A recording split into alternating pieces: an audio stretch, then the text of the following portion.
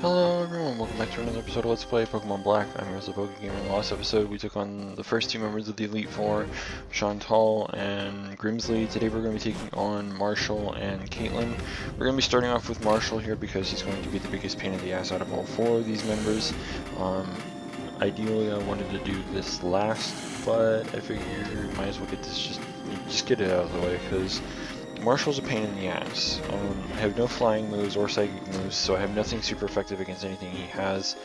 Not to mention I have three Pokemon at the very least that have weaknesses to anything that this guy can do.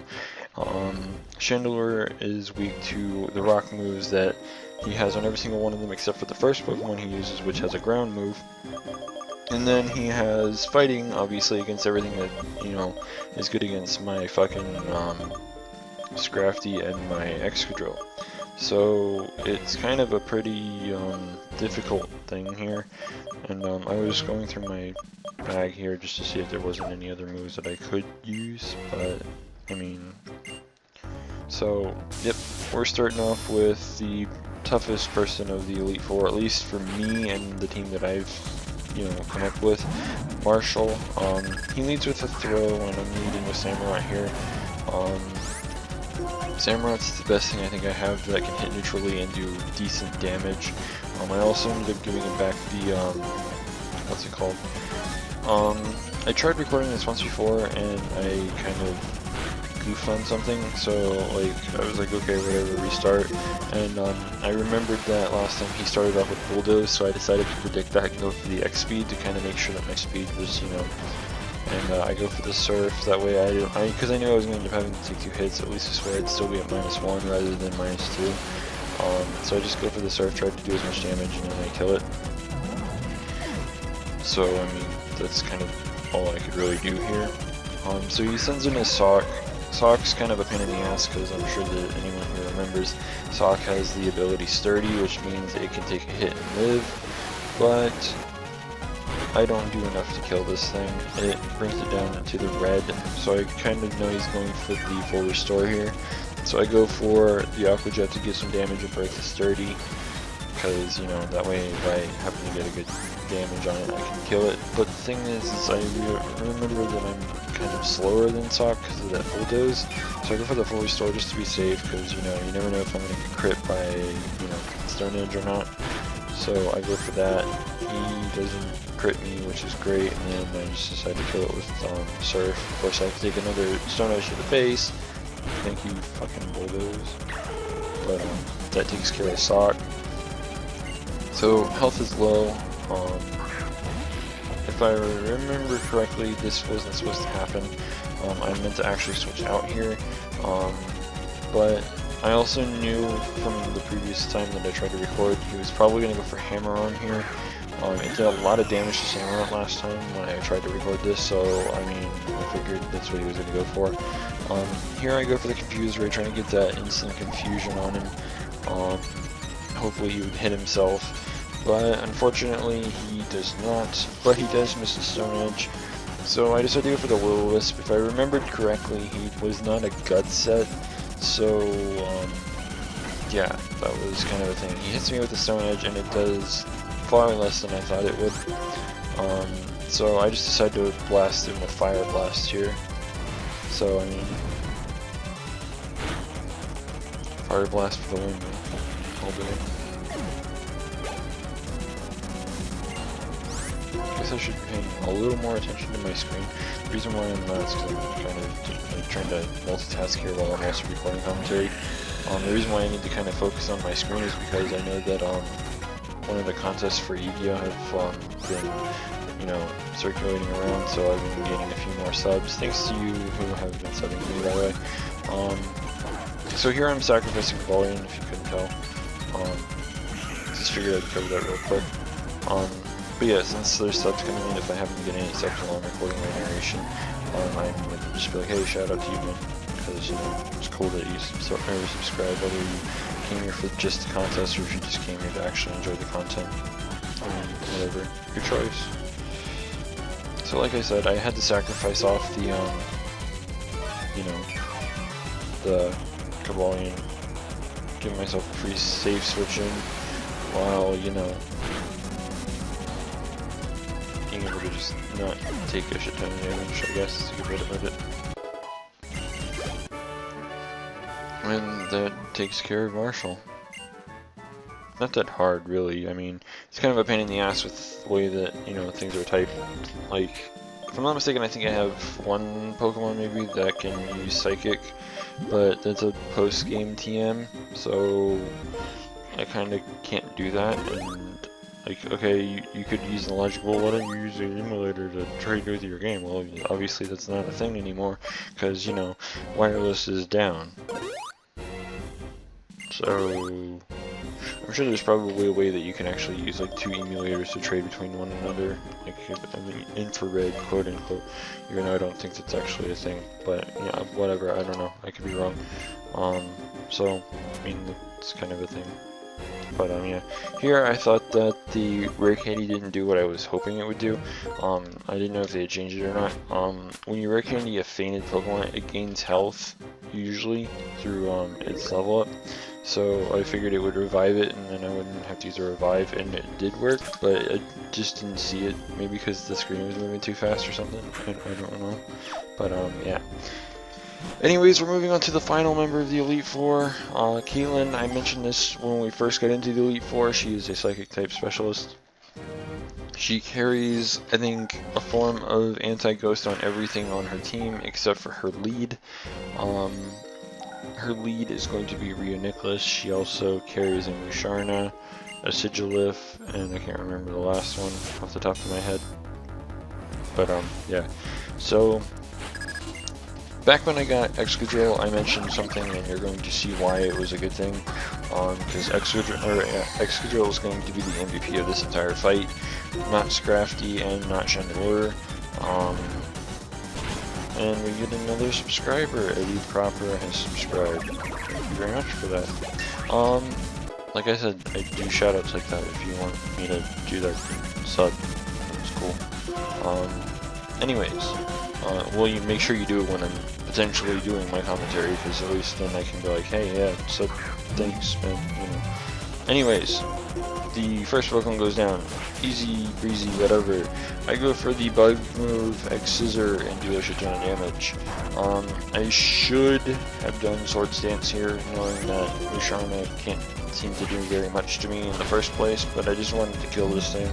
I didn't want it, like, I didn't want to run the risk of it having something like Hypnosis, and then me just being completely fucked. So, yeah. Anyways, in comes Sigilif to kind of make that neutral damage on, you know, the bug move. But I obviously have Rock Slide and bring it all the way down to almost nothing, and boss battles, man. Full restore, that's fine. I'll take my free turn of setup, get my Swords Dance, and this is the end of the game. Literally. There's nothing that she can do about this now. I'm at +2, I have a move that's super effective against Sigilif, and you're almost killed the first time. Obviously at +2 it's going to kill and then some. And, oh yeah, that's her last, her ace is actually Gothitelle, I keep forgetting. Anyways, it frisks me. I don't want you frisking me, but whatever. I didn't even remember that I have the amulet coin on my Excadrill, which is kind of hilarious. Go for the X-Scissor, instant Oko. So, yeah, that's kind of a thing. That's how quickly Excadrill took care of that. So, and a huge part of that was X-Scissor. So, if you're doubting the power of X-Scissor on Excadrill, you probably should stop doubting the power of X-Scissor on Excadrill, because it's motherfucking Excadrill. So, I mean, yeah. So I was checking my team here just to make sure that it was like, okay, well, I mean, what am I going to do about what's coming up? Because I know what's coming up. Anyone that doesn't know what's coming up, I guess you're new to Pokemon, you don't know Black and White or Black and White 2 and all that other happy crap, so I mean, whatever. But yeah, I kind of was trying to look at my team and be like, okay, what am I going to do for what's coming up here? Because, you know, there's some major shit about to go down. So, champion area. Yay! We made it to the champion area, but ends here. because we didn't see this one coming. I mean, we knew that N was going to the Elite Four, and we knew that Alder was coming here to stop N. So, I mean, obviously they were going to face each other, and obviously one of them has to lose. So, yeah, technically Alder loses. I find it kind of funny. I don't think he really should have lost. You'll understand whenever we actually face Alder. But, yeah. Anyways, and it has a very, very, interesting castle. Apparently it can just come up from under the ground any place on the planet, and it'll be fine. No earthquakes while it moves around underground, all that other happy crap. I don't know. I don't understand how the logic here works with a castle coming from under the ground. I mean, yeah, it looks pretty fucking sweet compared to, like, some of the things that you've seen in previous games. I'm still kind of thinking of the after game of this, because I actually enjoy the after game a little bit more than the actual main game, for very minor reasons, but I mean, whatever. Anyways, and also for some reason his castle has these like ladders that just decide to come out in all directions, like you plan this out like a million years ahead of time. Like what's going on here? Like, how did you predict that you're just gonna shove these things into the Elite Four and be like, yeah, cool story? Like, it doesn't make any sense, but whatever. Anyways, late as ever, Sharon decides to appear after he beats the Elite Four. After, you know, the entire Elite Four has these, you know, stairways and whatnot just shoved right into it. It's like, okay. It just takes a sweet time, I guess. Whatever. Anyways, now we get full control over ourselves again, now that we don't have to worry about, you know, more ladders being shoved into the Elite Four. So, into the castle of, you know, Team Plasma, I guess is a good way to put it. And here we find basically all of the sages minus one, because Getsis is in here. So they're here to stop us. GG, end of game, I guess. We obviously can't do anything here. Or can we? I don't know. Anyways, you know, joking and all non-seriousness aside, Clay decides to appear. Not just Clay, but it's every other gym leader in the region, except for the first gym. Silent and them don't show up because obviously, you know, they're three different gym leaders. They decide to leave them out. So I mean, that's kind of a thing. Instead, Iris kind of shows up in their place, which was, it's honestly a trade up, considering in the opposite version, which means in Pokemon White, she's the gym leader of Obilucid. So, I mean, kind of better, which means you have two 8th city gym leaders helping instead of the first puny gym leader. But yeah. So thanks to their help, we get to move around and do whatever, and not have to worry about people stopping us. So there's plenty of rooms here to kind of go through. A lot of useful things here. There's a place to heal. There's a PC, so you can change around your party if you want, which is really cool. Something I don't think that they've ever done for the Elite Four, where you can just be like, oh hey, I'm going to heal before the gym leader the champion for free, and then you can change up your party any way you want, regardless of what you used in the Elite Four. So I mean, it's kind of cool. I mean, I don't know. All I know is what's coming up in the next episode. It's not going to be this one, because we're going to finish off the exploration of this castle before we ever actually get to do what we need to do in the next episode. But what we're going to be doing in the next episode is going to be one of the biggest pains in the asses, I think, that, you know, we're ever going to really deal with. Unless, you know, the Pokemon Gods, based Arceus, decides to shine down on us with his, you know, plate of luck, I guess, and, you know, make it easier for us, but somehow I doubt that's going to be the case. So here's the room with the PC and a whole bunch of NPCs that you can talk to, and by a whole bunch I mean like literally only 2. So I mean,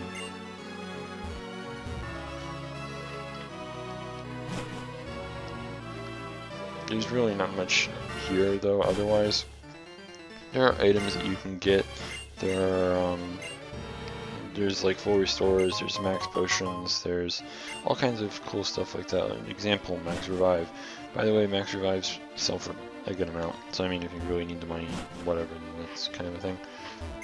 This room I think only has like 1 person in it. No, it's 3 people. My bad. But yeah.